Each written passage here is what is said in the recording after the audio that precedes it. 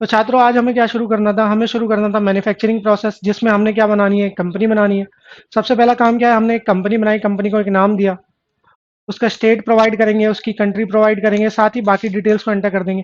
अगर इनमें से कोई भी डिटेल आपके पास अवेलेबल नहीं होती है तो आप F12 करेंगे। यहाँ पे बाकी भी बेसिक कॉन्फ़िगरेशंस को क्या कर देंगे? यस कर देंगे। कंट्रोल ऐसे हमने सेव किया।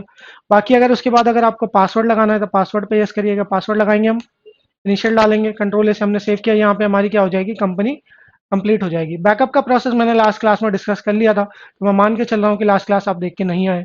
अगर देख के नहीं आए तो क्लास के एंड में आपको क्या मिल जाएगा? उसका लिंक मिल जाएगा, तो आप उसको भी देख सकते हैं। ठीक है, तो यहाँ पे हमने क्या किया? अपना पासवर्ड एंटर करेंगे, और एंटर करने के बाद क्या करेंगे? अपनी कंपनी बनाना शुरू करेंगे। कंपनी जैसे ही हम शुरू करेंगे, हमारे सामने एक विंडो आएगी जिसका नाम क्या है? कॉन्फ़िगरेशन। अब कॉन्फ़िगरेशन का मतलब क्या है? कॉन्फ़िगरेशन मतलब होता है कि जब भी मान लीजिए आप कोई प्रोसेस शुरू करते हैं, तो उससे रिलेटेड जो भी आप सेटिंग्स ठीक करना चाहते हैं या जो भी फीचर्स आपको चाहिए, उसके लिए आपको यहाँ पे क्या करना पड़ेगा? यस करना पड़ेगा। पहला जो 4 फीचर मैंने आपको बताए थे ट्रेडिंग कंपनी के, वो सेम ही रहेंगे कि पहली कंपनी के लिए क्या रहेगा? मेंटेन अकाउंट्स यस रहेगा, बिल वाइज एंट्री यस रहेगा, उसके बाद मेंटेन इन्वेंट्री यस कर देंगे हम, और इंटीग्रेटेड अकाउंट विद इन्वेंट्री को भी हम यस कर देंगे यहाँ पे। उसके बाद 2 नए ऑप्शन यहाँ पे यस होने वाले हैं, क्योंकि मैन्युफैक्चरिंग प्रोसेस करने जा रहे हैं हम। तो यहाँ पे हमें एक ऑप्शन यस करना है जिसका नाम है जॉब ऑर्डर प्रोसेसिंग। मतलब जो हम जॉब वर्क देने वाले हैं पार्टीज को, उसके पर ऑर्डर पे क्या होने लग जाए? प्रोसेस शुरू हो जाए, तो उसको हम बोलते हैं जॉब ऑर्डर प्रोसेसिंग। क्योंकि हम मैन्युफैक्चरिंग कर रहे हैं, और मैन्युफैक्चरिंग का जो पार्ट हम यहाँ पे कर रहे हैं उसे हम कहते हैं आउट हाउस मैन्युफैक्चरिंग, जिसमें हम अपना काम किसी अन्य पार्टी से करवाते हैं, जो कि हमारे काम को क्या करेगी? डन करेगी, और हम उसको सिर्फ क्या करते हैं? प्रोडक्ट को सेल करते हैं। ठीक है, तो यहाँ पे हमने क्या किया है? अनेबल जॉब प्रोसेसिंग को यस किया। उसके बाद दूसरा ऑप्शन जो आपको यस करना है यहाँ पे, उसे हम कहते हैं कॉस्ट ट्रैकिंग। जो डिफरेंट लेवल पे आपका कॉस्ट अफेक्ट होने वाला है, मान लीजिए आपने प्रोडक्ट को 100 रुपए में खरीदा है, उसके बाद आपने जो 10 रुपए का फ्रेट लगाया, उससे आपके रेट पे जो चेंज आया है, हम चाहते हैं कि सिस्टम उस जो चेंज है उसको ऑटोमेटिकली क्या कर ले? कंप्यूट कर ले। तो यहाँ पे हम क्या करेंगे? उस चेंज को यस कर देंगे। कॉस्ट ट्रैकिंग यस किया है हमने, एंटर करेंगे, और यहाँ पे उसके बाद जीएसटी को अभी अनेबल नहीं कर रहा हूँ मैं, ताकि थोड़ी कॉम्प्लेक्सिटी आपके लिए कम रहे। कंट्रोल से हम इसको क्या कर देंगे? सेव कर देंगे। ये 6 फीचर हमने यस करने हैं, और कंपनी में आगे बढ़ना है। कंपनी में आगे बढ़ते ही हमारे पास यहाँ पे ऑप्शन आएगा वाउचर का। वाउचर भी हम लास्ट क्लास में डिस्कस कर चुके हैं कि वाउचर क्या होता है। अब यहाँ पे हम हमारे वाउचर्स पे आएंगे, वाउचर पे F10 करेंगे। F10 करने के बाद यहाँ पे हमें हमारे वाउचर दिखेंगे। पहला वाउचर जो हमें यहाँ पे दिख रहा है उसे हम कहते हैं परचेज वाउचर। परचेज में हम किसी भी प्रोडक्ट को जिसको हम परचेज करने वाले हैं उसको करेंगे, तो यहाँ पे हम परचेज पे आ जाएंगे, परचेज करेंगे। यहाँ पे अपना बिल नंबर लिखेंगे, जिस भी बिल से आप क्या कर रहे हैं? परचेज कर रहे थे। पार्टी का नाम लिखेंगे, पार्टी का नाम मैंने ले लिया एक, और पार्टी के नाम के साथ यहाँ पे क्या ले लेंगे? उसका नेचर ले लेंगे। यहाँ पे उसके नेचर से हम बताना चाहते हैं कि वो हमारे रिप्रेजेंटेशन में क्या है। जैसे कि ये हमारा क्या है? क्रेडिटर है, मतलब इसने हमें क्या प्रोवाइड किया है? क्रेडिट। क्रेडिट का मतलब क्या होता है? उधार प्रोवाइड किया है। तो इसने हमें क्या किया है? उधार में माल को प्रोवाइड किया है। तो यहाँ पे हम इसको क्या कर देंगे? क्रेडिटर करेंगे। क्रेडिटर करने के बाद यहाँ पे पार्टी का नाम लिखा हमने। पार्टी का नाम लिखने के बाद अगर आपके पास एड्रेस अवेलेबल है तो एड्रेस लिख देंगे। स्टेट अवेलेबल है पार्टी का तो स्टेट लिख देंगे। बाकी कोई भी डिटेल अवेलेबल है तो यहाँ पे क्या कर देंगे? एनरोल करके यस कर देंगे।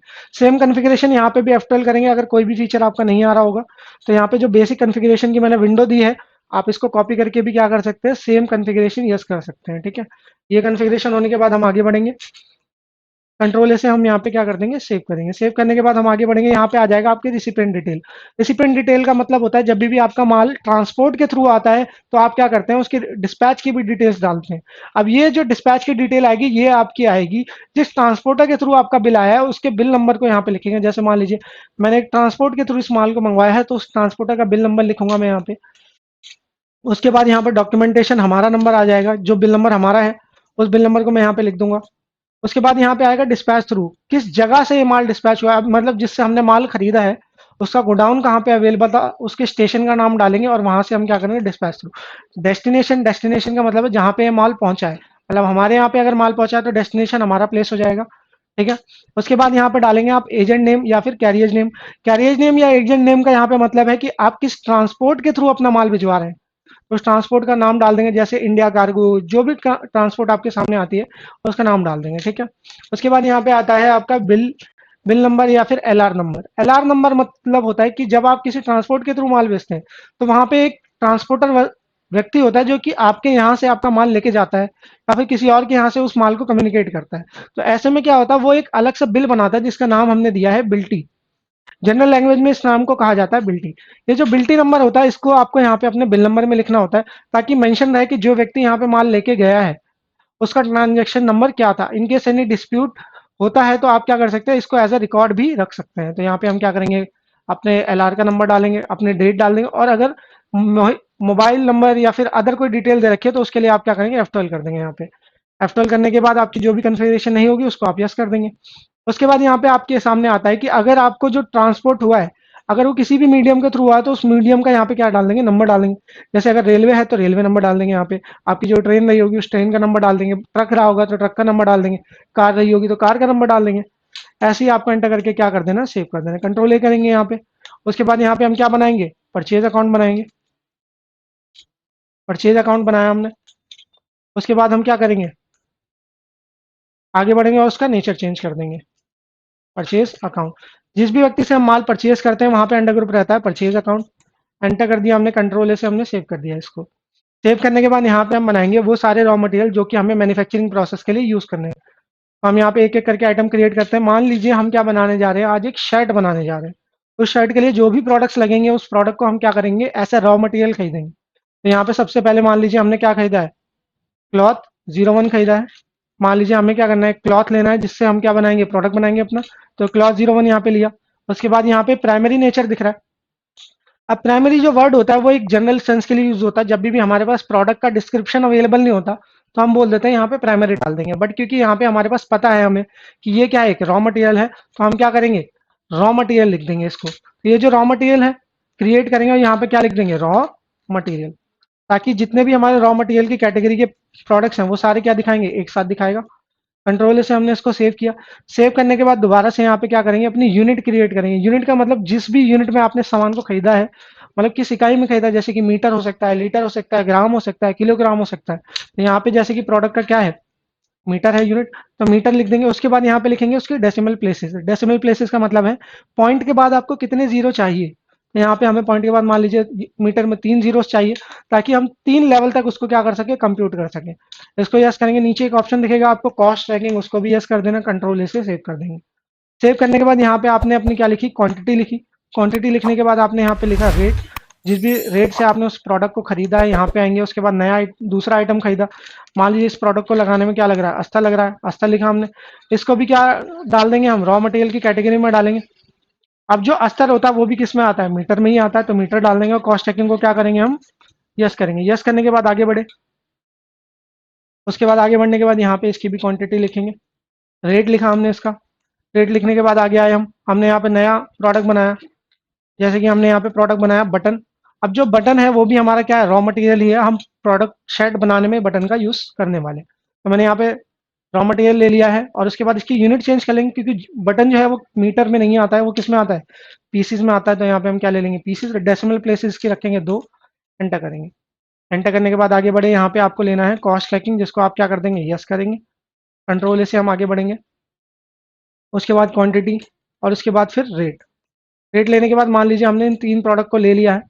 अब इन 3 प्रोडक्ट से हम क्या करने वाले हैं, अपने शर्ट को बनाने वाले हैं। उसके बनाने से पहले हम क्या करेंगे, यहाँ पे कुछ एक्सपेंसेस इंकर्ड करेंगे। हो सकता है कि जब आपने इतना बल्क में माल मंगाया, जैसे 1000 क्वांटिटी, 1000 मीटर, तो ऐसा हो सकता है कि जो माल है वो ट्रांसपोर्ट के थ्रू आया हो। तो ऐसे में आपकी ट्रैवलिंग कॉस्ट लग सकती है। तो आप यहाँ पे क्या कर लेंगे, ट्रैवलिंग कॉस्ट को क्रिएट कर लेंगे। यहाँ पे आप आएंगे, यहाँ पे क्या कर लेना, ट्रैवलिंग कॉस्ट करके या ट्रैवलिंग एक्सपेंस करके आप यहाँ पे क्या कर देंगे, कॉस्ट इंकर्ट करेंगे।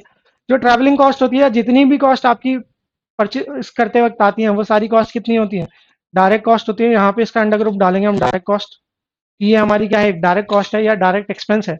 अब ये जो एक्सपेंस है, जब तक आप इसको अप्रोप्रिएट बाय क्वांटिटी नहीं करेंगे, ये सिर्फ बिल के नीचे दिखता रहेगा और प्रोडक्ट के एक्सपेंस को अप्रोप्रिएट नहीं करेगा। तो इसके लिए हम क्या करेंगे, कंट्रोल एंटर करेंगे, विंडो में अंदर आएंगे और यहाँ पे आपको एक ऑप्शन दिखेगा, परचेज एलोकेशन मेथड। मतलब ये जो एक्सपेंस आप इंकर्ड कर रहे हैं वो आप परचेज में कैसे इंकर्ड कराना चाहते हैं। तो मैंने कहा इसको मैं अप्रोप्रिएट बाय क्वांटिटी करना चाहता हूँ। मतलब जो मैं प्रोडक्ट का एक्सपेंस लगा रहा हूँ उसको मैं चाहता हूँ कि ये हर क्वांटिटी में क्या हो जाए, अप्रोप्रिएटली डिवाइड हो जाए। इसका मतलब यहाँ पे है अप्रोप्रिएट बाय क्वांटिटी। एंटर करेंगे, कंट्रोल ए करेंगे, सेव करेंगे, आगे बढ़ जाएंगे।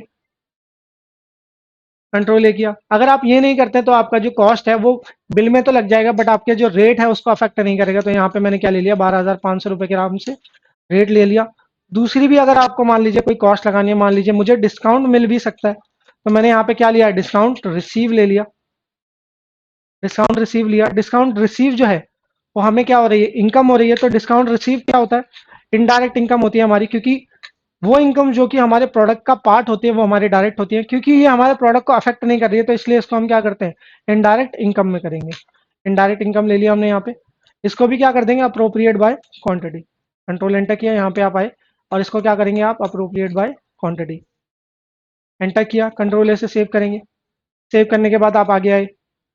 आगे आने के बाद बेटे जी यहाँ पे आपने क्या किया, यहाँ पे आपने एक्सपेंस लगा दिया। अब एक्सपेंस लगाने के बाद यहाँ पे जब आप डिस्काउंट लगा रहे हैं, तो डिस्काउंट आप चाहें तो यहाँ पे परसेंटेज में भी लगा सकते हैं या फिर क्वांटिटी में भी लगा सकते हैं। तो यहाँ पे मैंने परसेंटेज में लगा दिया, मान लीजिए 5% के लिए डिस्काउंट है। अब जो डिस्काउंट होता है वो एकमात्र चीज होती है जो किसमें आती है, माइनस में आती है, क्योंकि वो बिल को क्या करती है, लेस करती है। तो इसलिए यहाँ पे डिस्काउंट को क्या करेंगे, हम माइनस में हमेशा कंप्यूट करेंगे, कभी भी प्लस में नहीं करेंगे।